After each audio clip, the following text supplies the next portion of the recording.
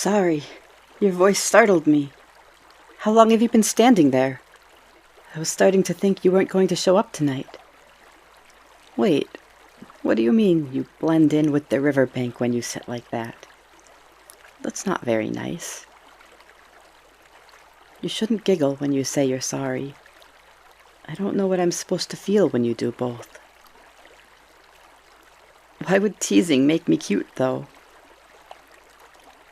I don't think that makes any sense. It doesn't matter, I guess.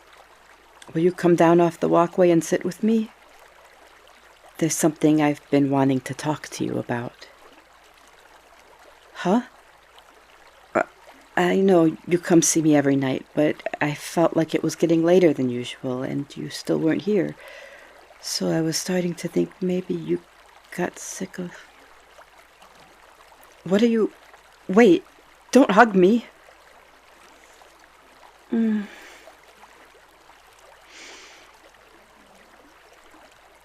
Why did you have to hug me from behind like that? You get my gross river mud smell all over you when you hug me. You know I hate it when I get my smell on you. And look, your hoodie's soaking wet now. You really need to stop doing that. Don't say never. It's too cold for you to be sitting outside in wet clothes. What if you get sick? I would hate... Never mind. Just sit down with me like usual. Okay?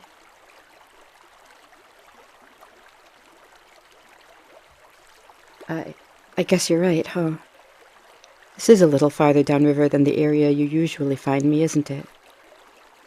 Is that why you were late tonight? You were looking around for me?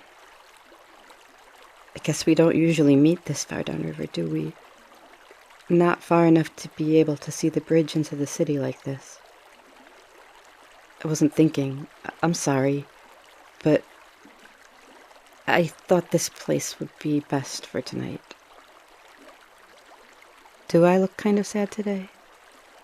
Yeah, I might, I guess. Yeah, it's something serious I want to talk about. Well, it's just that, I've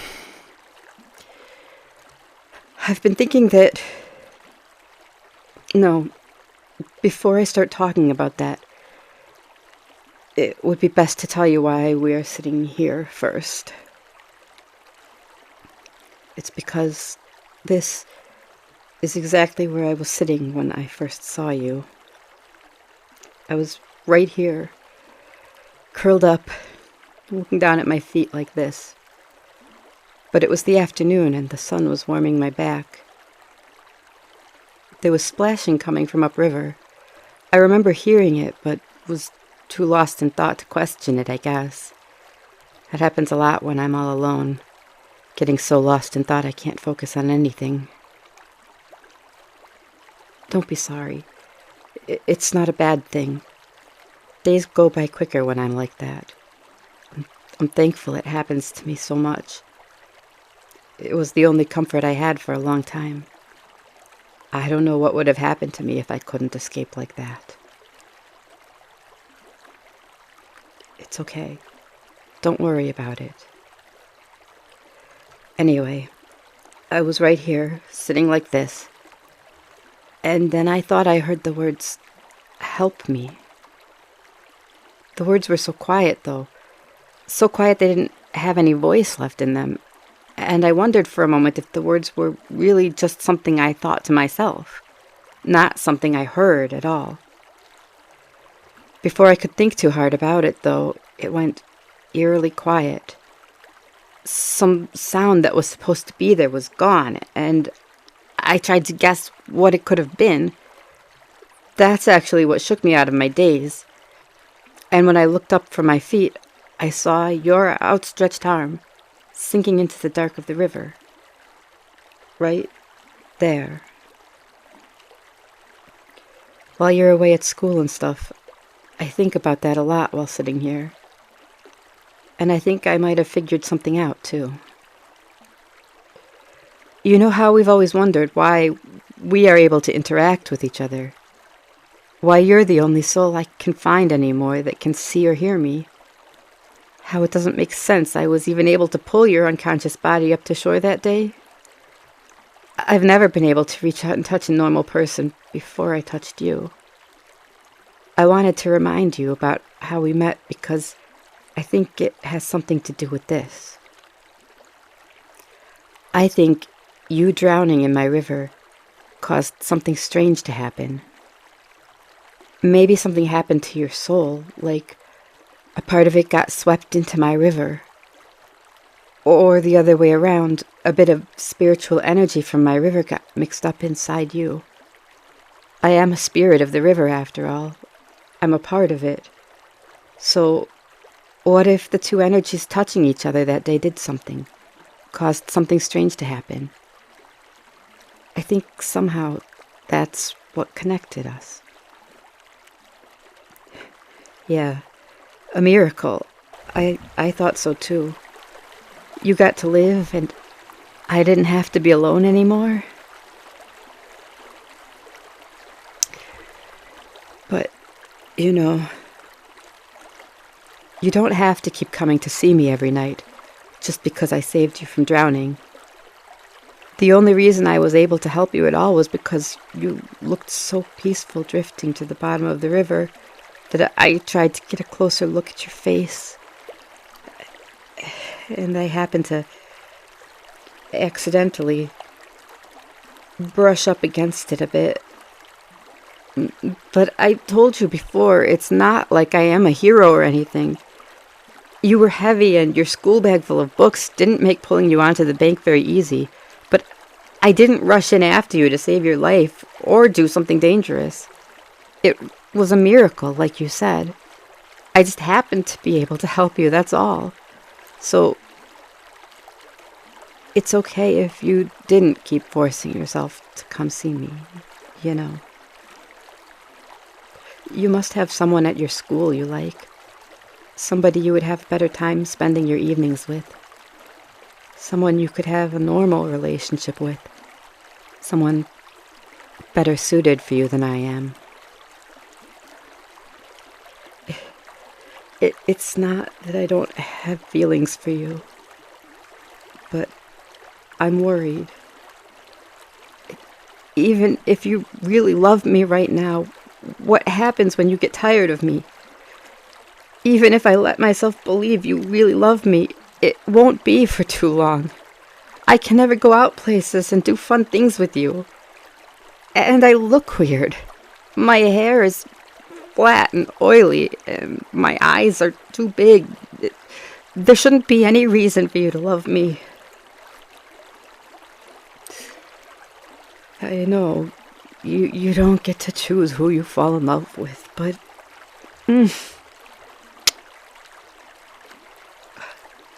you did it again.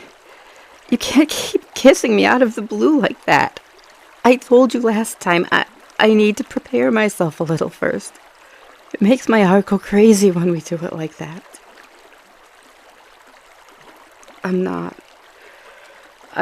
cute, and that's not an excuse. Don't giggle when you say you're sorry.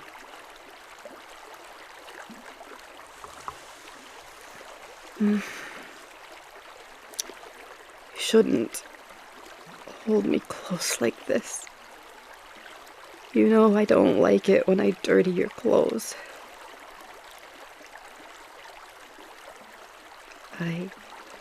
I do. I love it when we sit like this. When we sit like this, I can feel all your heat against my body. And your warm breath tickling the top of my head. I didn't used to know warmth like this existed. Yeah. This is nice. Hey, don't squeeze me too hard, though. Oh, yeah. There are a lot of stars out tonight, huh? I never notice stuff like this when I'm alone. Do they shine brighter in the cold? You're lying, right? I knew it. It almost seems like they do, though, doesn't it? Huh? I don't know. It's just hard for me to believe you really love me by the end of the day, when I have all day to sit alone and second guess it. Of course I have feelings for you. But you understand just as well as I do that a relationship like this can never work. You must. When you sat down tonight, I was trying to break up with you, you know. If you were only coming to see me every night because you felt indebted to me, or pitied me, that would have made our lives much easier. But if you truly love me, I still need to do something. Being with me means not being able to live a normal life. And I know you'll say you never wanted a normal life to begin with, but what happens to me if you change your mind later? Will you still be satisfied with just me when you see your friends from school growing up and getting married? Seeing them going out on weekends and having fun together? I don't think you would. I'm a part of this river. I can never travel very far from it after all.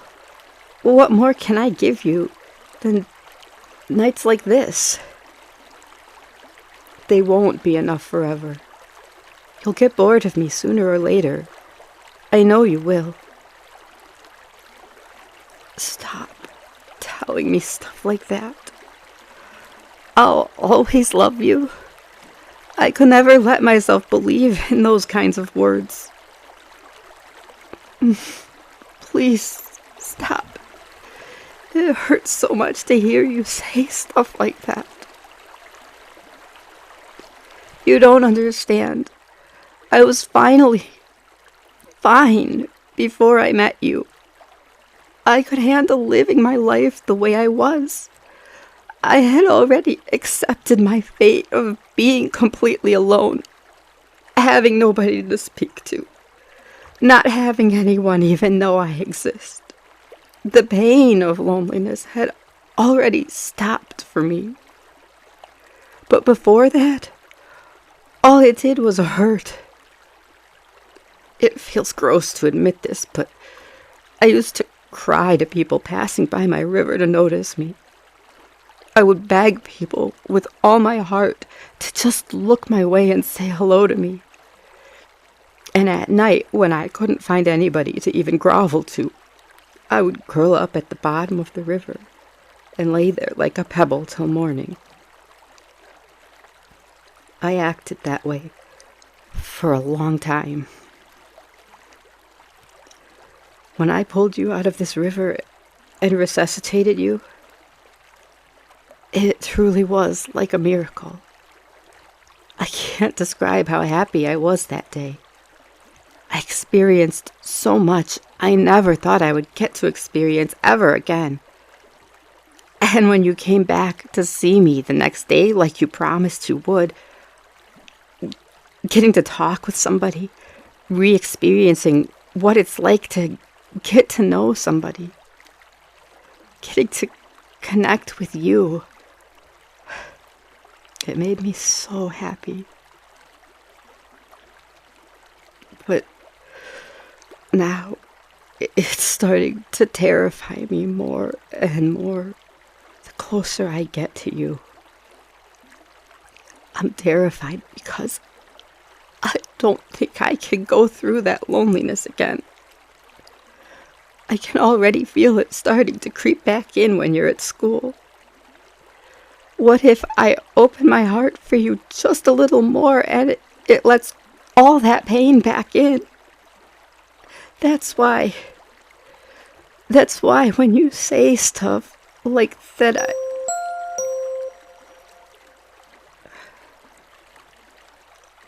hasn't been that long already, has it? You need to go home now, don't you? No, I'll be okay. You don't have to tell her that. Even if you're moving out as soon as your senior year ends, you should still listen to her while you live there. I don't like it when you two argue. But if we stop here, if it's okay with you, could you come back tomorrow so we can finish talking instead? I know what I said earlier, but I don't want the last time we see each other to end like this. I still have things I need to tell you. And there's still stuff I need to fully figure out inside before I can say goodbye. I'm sorry for being like this. I thought I had the strength to do this tonight. Tomorrow, I promise You promise? Thank you. And sorry. I'll remember to wait somewhere closer tomorrow.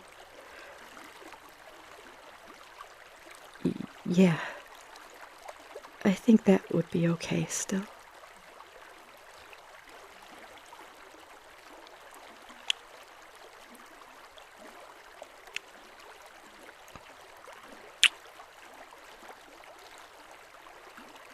Thank you for asking first this time.